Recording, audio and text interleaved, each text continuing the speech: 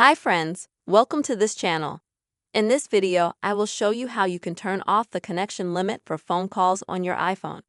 Friends, please subscribe to our channel, put your likes, don't forget to write your comments at the end of the video. And let us get started with you. And if you get an error when you try to call someone, it's easy to fix. To do that, you'll need to go into your phone settings. And then select Screen Time. And here, select the section called Communication Restriction. Next, go to Communication Restriction to the very first section. You may need to keep a password on your phone like I did if you have one set up. And after that, you will need to switch to the very last position if you have one of the above enabled.